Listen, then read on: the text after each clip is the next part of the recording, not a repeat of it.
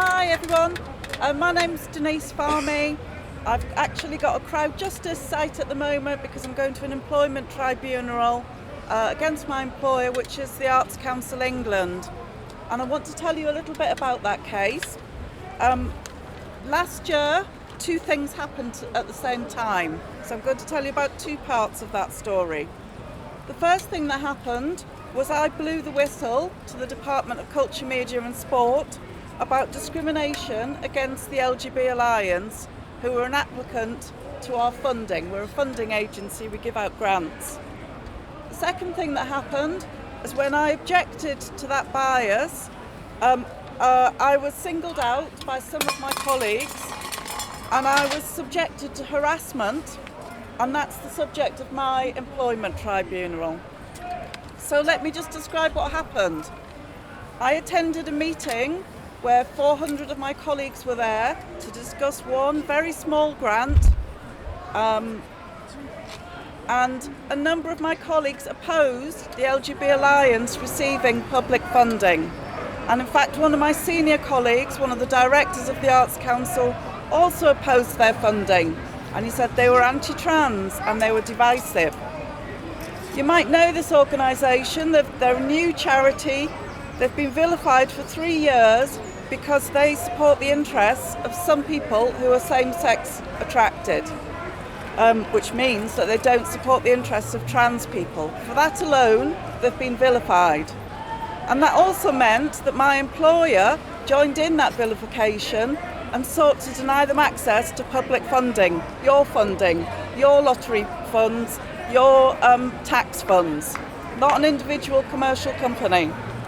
When I objected to that in public at the meeting, my colleagues launched a petition against me, which they circulated amongst 700 other staff, naming people like me, people that believe that sex can't be changed, it's immutable, naming us as transphobic, naming us as neo-Nazis, as cultural parasites. This was a very gruelling experience to have you outed in your own organisation, an organisation I've worked in for 15 years. I objected to both of those things. I objected that an applicant did no longer have access to public funding when they should have. And I wrote to our Secretary of State and I objected at the highest levels, and that wasn't upheld. And I also objected to being harassed, and also that wasn't upheld. And that is the subject of an employment tribunal, and the hearing is in May. Right, I'm going to be a little bit, what am I going to say? It can't be right that access to public funding is denied according to the personal views of staff. This breaches public sector duty to advance equality of opportunity to everybody. It is dangerous in a democratic society if public bodies allow their staff to set their policies and to decide who is eligible for public funding. It also divides a staff cohort. If colleagues cannot harass each other because of their views. If you believe, as I do, that biological sex can't change and that sex-based rights must remain protected according to the law as it now stands, that does not mean you are transphobic or that you are hateful of others. Organisations, particularly in the public sector, which, remember, they exist to serve our interests as citizens, they must deliver equality as the law stands, not as their staff wish it to stand. This culture of blaming people for their views, for denying them their public rights, for denying public access, is got to stop. The problem is not that we have different views. People have always had different, widely divergent views. It's that bullying and discrimination has become an acceptable method to run public agencies, including government-funded agencies, large, small, publicly funded and commercial. In the arts, this is endemic.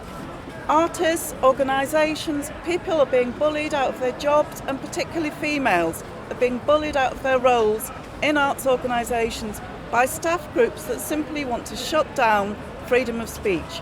Nobody is harassing other people, nobody is setting out but we have serious issues here. We have a clash of interests, and we are entitled to discuss those in every organisation respectfully, which we do. I think I've run out of steam. Please support my crowd justice. I have a lot of money to raise in a very short length of time to pay for my legal costs. But let me tell you, I will most definitely win this case. This case is home and dry. We cannot be bullied in our jobs because we are gender critical, and we cannot stop debating that sex is immutable. So you cannot change your sex. I'm very sorry about that, but that is the truth.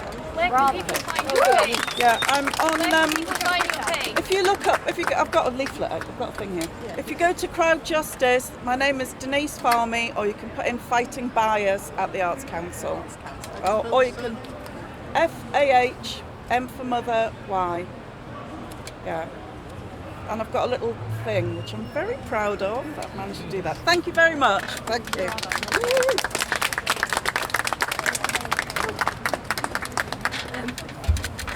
Would anybody else like to speak about any other issues?